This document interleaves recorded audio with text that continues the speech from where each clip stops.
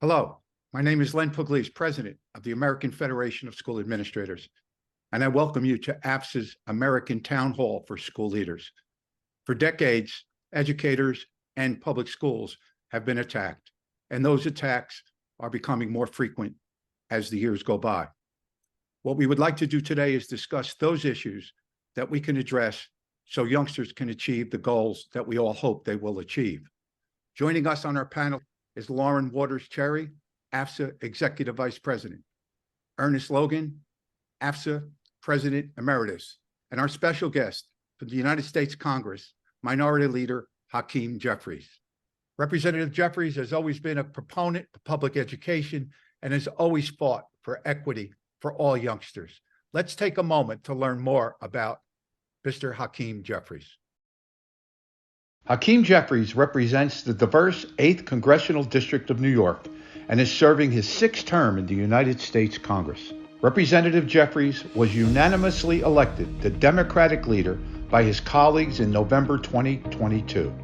In that capacity, he is the highest-ranking Democrat in the House of Representatives. Representative Jeffries has always been a friend to educators and to labor unions. His relationship with school leaders started with AFSA Local 1, the Council of Supervisors and Administrators in New York City. Together, they have stood side by side on issues since the congressman first ran for office. Over the years, he has become a great friend to AFSA. Now, House Democrats believe that every single child should have access to a high-quality, first-rate education.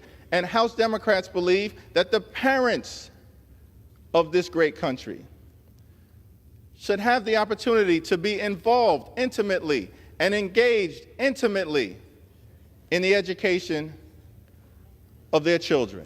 As for our unions, his parents were working-class union members. But organized labor has always stood with our family. In the 1970s, when my youngest brother was born with a heart condition, and he's doing okay now. But part of the reason why he's doing okay is because it was that union negotiated health care that got my family through that difficult moment. And then in the 1980s, when my parents bought their first and only home, the home that I grew up in, the home that they live in Crown Heights to this very day, they could afford those mortgage payments each and every month because of that union negotiated salary.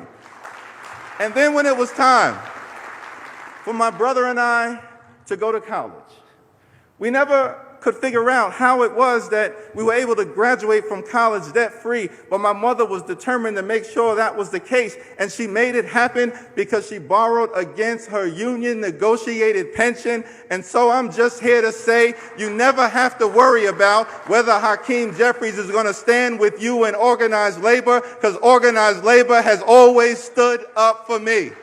A champion of educators, union members, and most importantly, the students we serve across this great nation every day, Representative Jeffries will fight to make sure we have the tools we need to teach the next generation of Americans.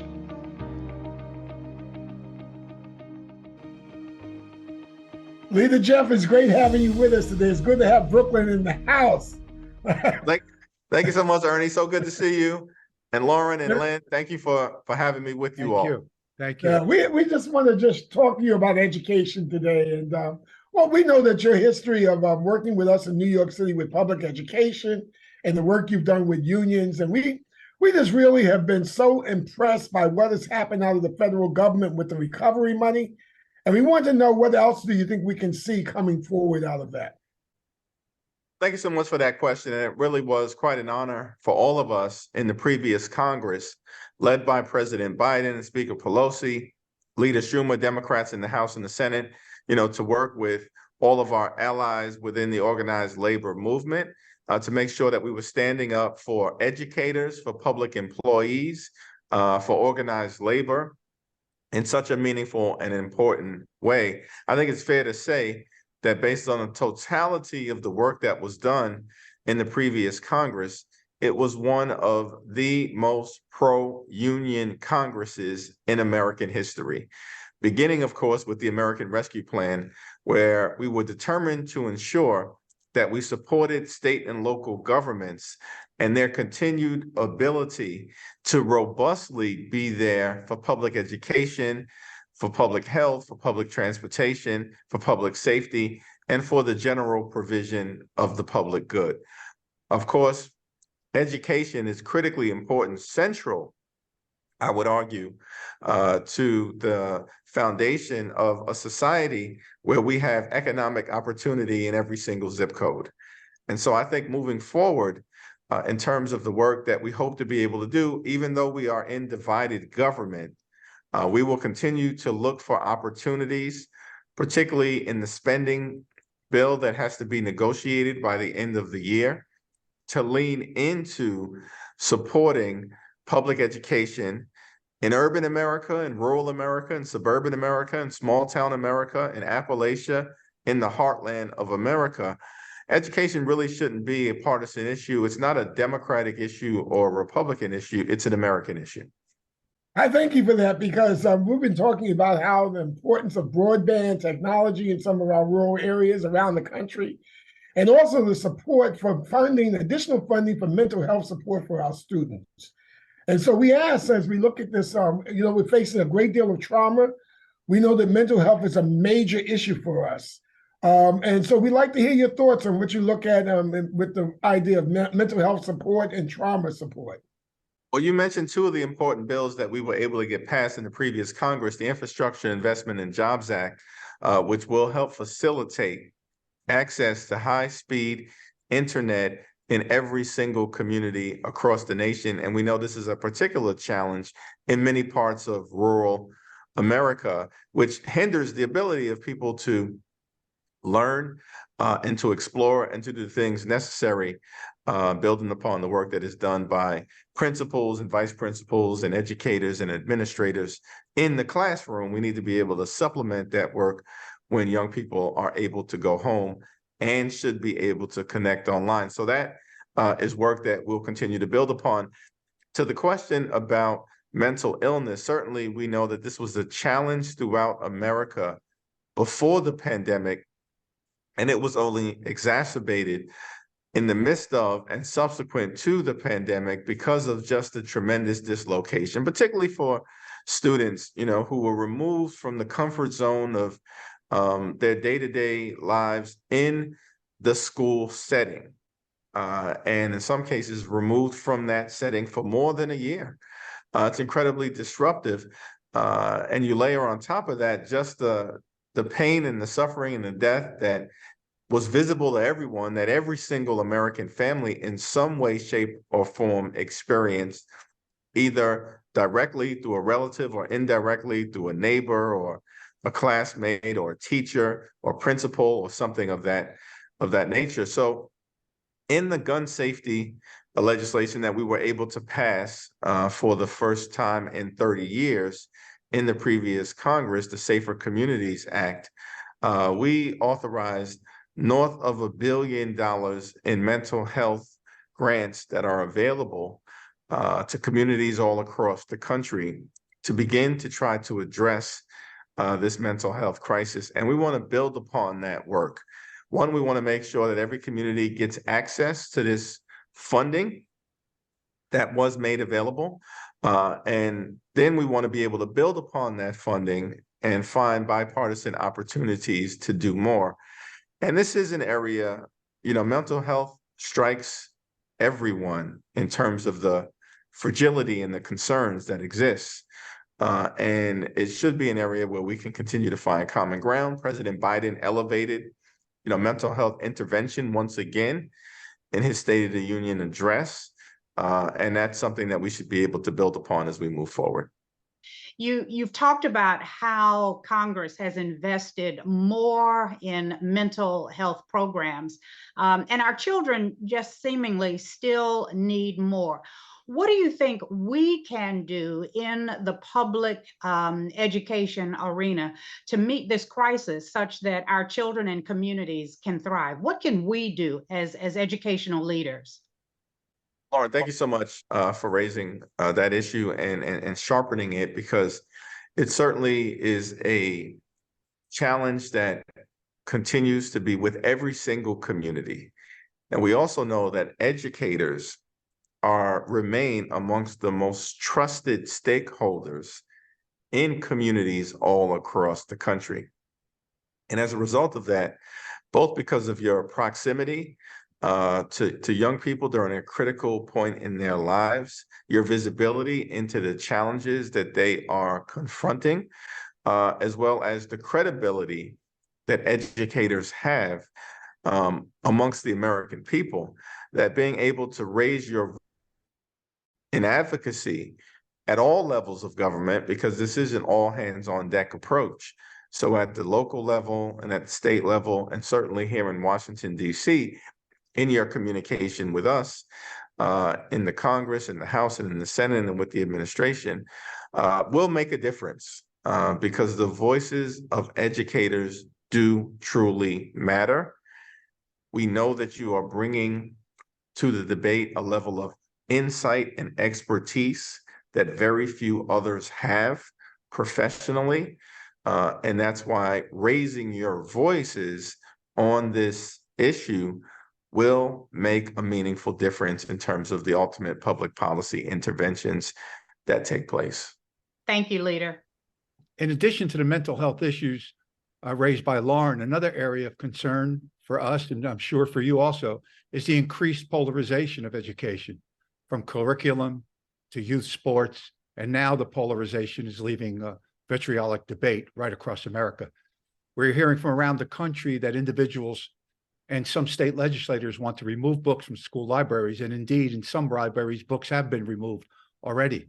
There are also school curricula that are being censored.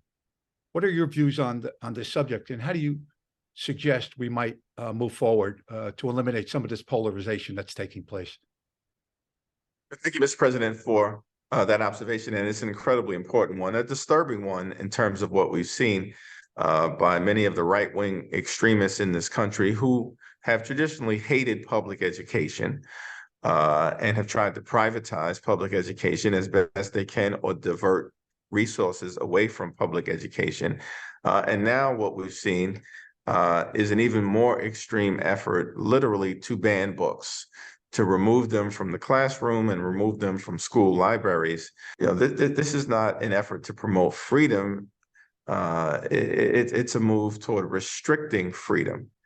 And so I think the good news is, from every indication that I've seen, every survey that evaluates public sentiment in this area, the American people trust our educators, trust our school leaders, our principals, our vice principals, our administrators, and trust our teachers, and don't want curriculum or access to education and books to be limited by an extreme right-wing ideology. That's the very opposite of freedom. So I think that this is an area where we have to lean in, because we have the high ground, and make it clear that we stand with the American people in standing against banning books, and communicate it in just that clear-throated fashion. The other thing that I think we've increasingly seen, particularly with this effort to bully children and bully trans kids, who, as our educators know, are particularly vulnerable and fragile, and often feel unwelcome and bullied and harassed, and the notion that we will have people in positions of power who should be conducting themselves as responsible public servants instead are leading the charge in terms of trying to bully folks and kids is extraordinary. And again, I think when it's explained to the American people, one, that the respective athletic bodies that exist in a school or in a school district or in a county or in a locality have the ability and should have the ability to make the determination themselves, and have done so as to the appropriate way, to proceed. But the notion that you have competitive sports being overrun by trans young people is a lie. It is factually inaccurate. It's a fraudulent story that is being told. in the competitive space, we know that whether it's the International Olympic Committee or the NCAA, the Track and Field Association, they have already weighed in, established clear ground rules and guardrails, so to speak, or rules of engagement in terms of participation that are inclusive but accepted in terms of those who seek to participate in a competitive sports environment. And we should let the sports experts do their thing, as opposed to allowing right-wing ideologues in this country to once again jam their extreme right-wing ideology down the throats of the American people. And I think as we engage on this issue and inform the American people as to the real contours of the discussion, as opposed to the fake narratives that are being perpetrated by some who are trying to score political points, again, I think we're on the right side of the American people. Yeah, thank you for that, Leader Jeffries. You know, we all realize that society has been disrupted in general over the course of the last 3 or 4 years, and one of the issues that we face, and I'm sure you're aware of, is that those stressors and that disruption doesn't end when a youngster walks into a school building within the structure of the building. As a matter of fact, it's intensified, if you will, and actually condensed.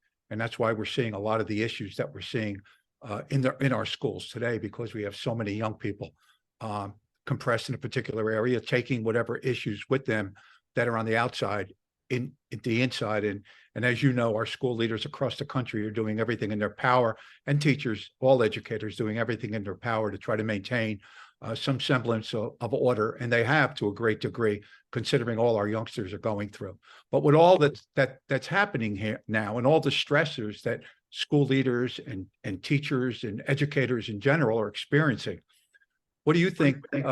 How do you believe we can do more to attract educators to the profession?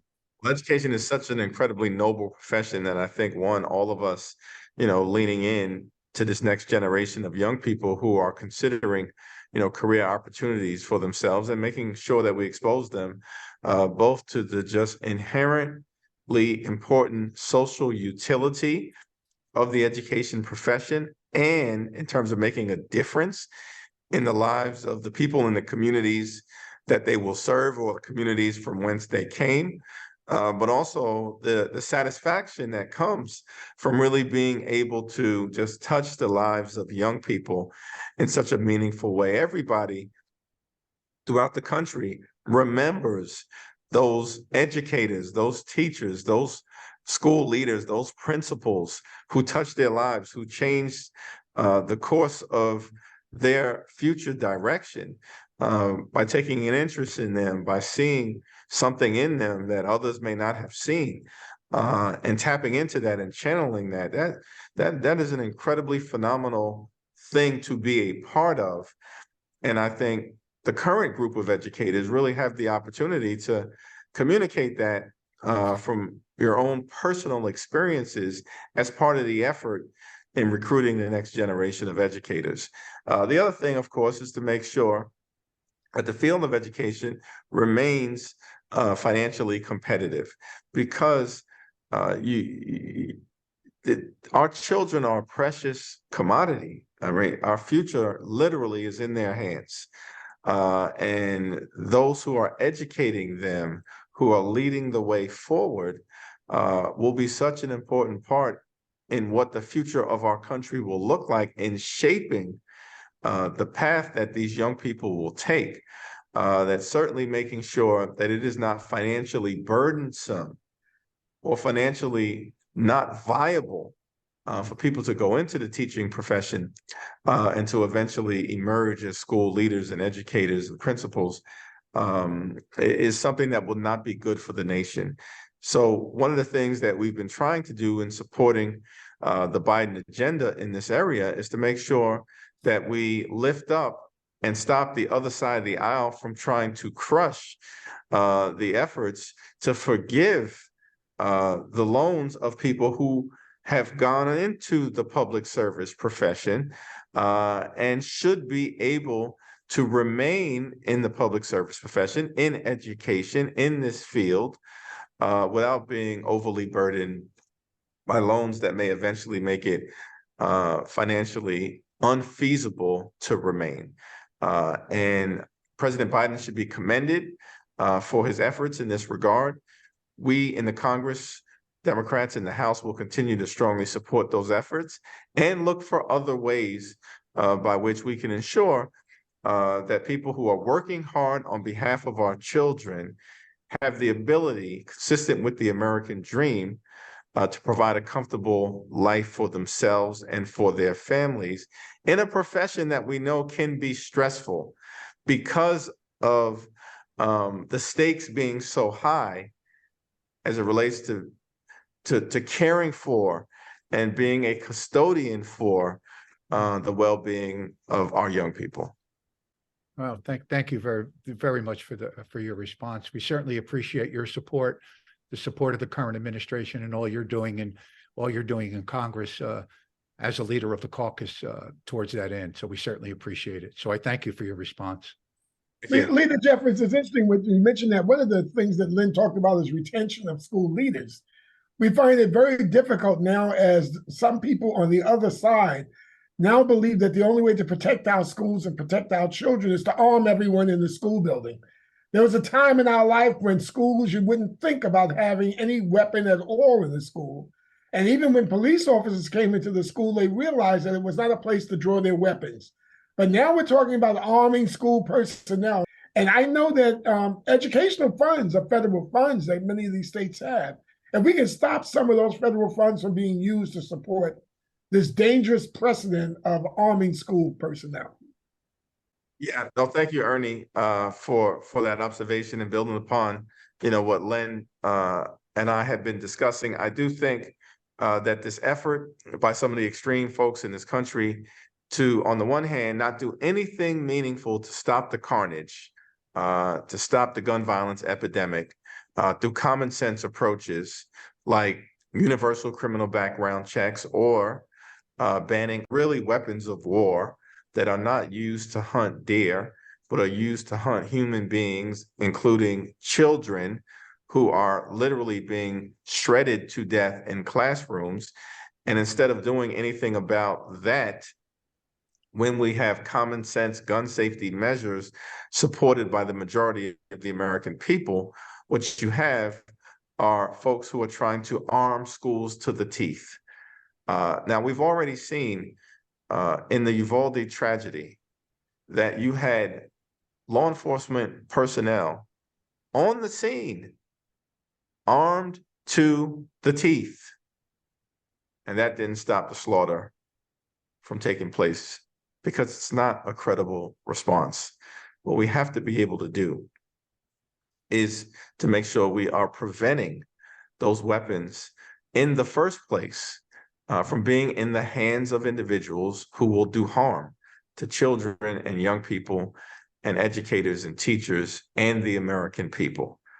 We respect, of course, the First Amendment and the Second Amendment and every other amendment, but there's got to be a balance in the context of gun safety. Yes, there is a right to bear arms that exists, but that right to bear arms has reasonable restrictions attached to it, just like every other amendment has reasonable restrictions attached to it. And all we're trying to do in Congress is to pass common sense gun safety measures like red flag laws or universal criminal background check bills, or things that are designed to prevent individuals who are criminally inclined from having weapons of war that will do harm to children and to the American people. And we're going to keep pressing the other side of the aisle to join us in these common sense measures and abandon efforts to go down the road that some in Florida or other parts of the country are trying to go down, and further arming schools to the teeth. We're just concerned that federal education money would be used for that. So we just want to put that on your agenda and on your plate to let you know that that's something that Congress really needs to look out for. I appreciate you raising that, and I agree wholeheartedly. Yeah, I agree because most of these, wholeheartedly. thank you, because most of these local municipalities don't have the money to do this, but they're looking for how they can take money out of the classroom to do some of these things, and under this idea of school safety. Thank you for that. Well, we should not allow federal funds to be diverted from the classroom, from the instruction process in ways that will ultimately allow schools to go down these non-instructional pathways that also aren't designed to bring about, or are not likely to bring about, any meaningful improvement in public safety. Thank you. Leader Jeffries, I have two other questions. One, moving us in a question around school infrastructure.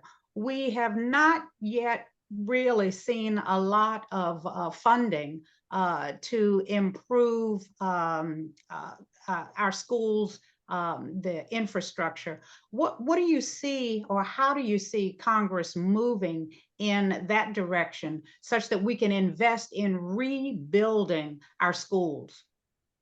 As we approach education in the 21st century, it means making sure that our young people have the skills to succeed in the 21st century in terms of the instructional lessons that are being taught: science, technology, engineering, arts, technology, of course, reading and writing, but that they are able to do it in an environment that is conducive to learning, and that also has the most updated technology available for educators and principals and school leaders to take advantage of at the same time. And so I think what you'll likely see as part of some of our ongoing discussions in the context of the upcoming spending agreement that has to be reached by the end of the year is to see how we can support school modernization efforts as it relates to upgrading infrastructure, both making schools are up to code, making sure schools are up to code, but at the same time, seeing what can be done to take these schools, into the 21st century, particularly in parts of urban America and rural America, where we know that school infrastructure in many cases is lagging far behind. And my last question is, the American Federation of School Administrators, we're an organization with a nationwide reach and committed members. How can we help you move your educational agenda forward? Well, I think that reach and the credibility that I mentioned earlier that administrators and school leaders, principals, teachers, educators bring to this discussion is incredibly important in terms of making sure that in every community across the country, in every congressional district, you establish an ongoing dialogue with your representative as we enter into these important debates, as legislation is being discussed and evaluated on the floor of the House of Representatives. There will be some members who are naturally going to be enlightened on the question of education, and there will be others who need to be educated. Who better to do that than the school administrators who are in the business of education? And it shouldn't just stop with young people. There are a lot of members of Congress who can be enlightened and educated by your experiences as well. I have a question I'd like to toss out, and AFSA is concerned, as I'm sure you are, with respect to learning loss and the nation's worsening achievement gaps, as evidenced by the abysmal scores on the National Assessment of Educational Progress. AFSA was concerned with the assessment scores, so concerned that we wrote a letter to the White House urging President Biden to convene a national educational panel made up of segments of all aspects of all the constituencies in the educational community to establish a panel to look at this particular issue and how it could be addressed. And we did meet with members of the domestic policy. Susan Rice responded to us on behalf of the President of the United States, and AFSA contingency went and visited with members of the Domestic Policy Council on this topic. Is there anything that you think we should be doing, or advice or things that could be done in Congress to help do two things: bring everyone up to, or make up for every loss or the losses to the extent possible that was lost during COVID. But additionally, in addition to learning loss, there's also the widening achievement gaps between the haves or have-nots. And we were wondering how you view that. Yes, well, Len, thank you. I think both in terms of, the learning loss that occurred as a result of the pandemic and the dislocation, the absence from the classroom setting, and just the mental challenges and anxieties that, took place during that period of time, a once in a century pandemic, and the adverse impact that it had on the achievement gap that already existed. This is another one of those areas that's all hands on deck, and I commend you and others for your leadership in reaching out to the Biden administration and convening a dialogue.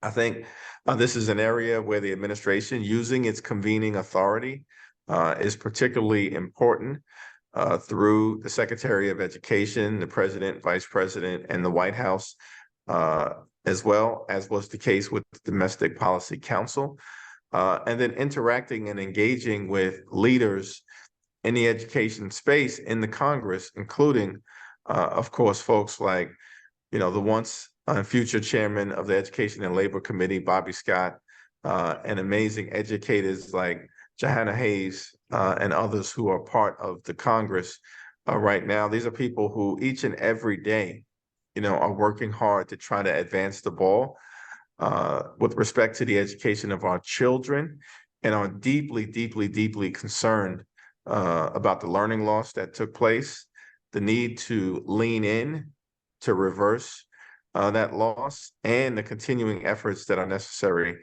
in terms of closing the achievement gap. So I think that this is another area where the implications, particularly in terms of learning loss, hit all parts of America, and small town America, and rural America, and Appalachia, the heartland of America, that are represented by Republicans and Democrats alike, probably more Republicans than Democrats, that this should be an area of concern on behalf of their constituents, and aggressively leaning into that dialogue and discussion in the Congress, both with your natural allies like Chairman Scott, but also those whose children have been adversely impacted by the learning loss, is a space that hopefully will yield fertile common ground.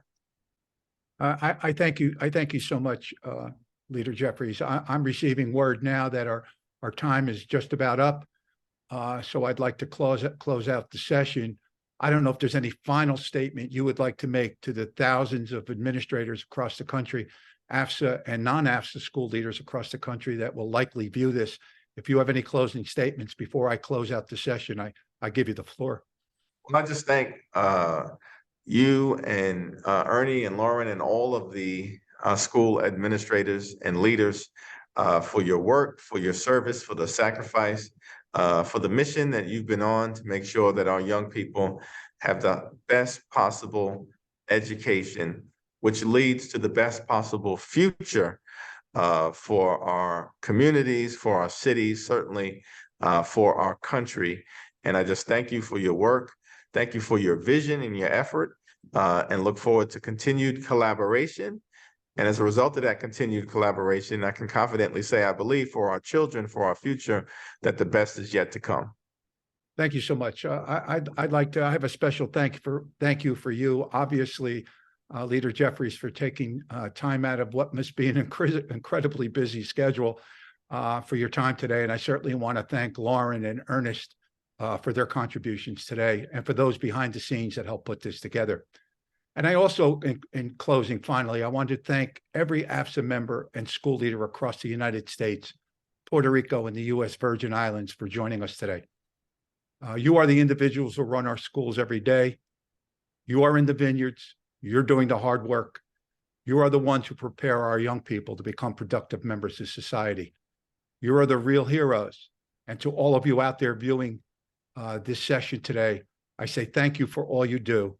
And until next time, be well and stay well.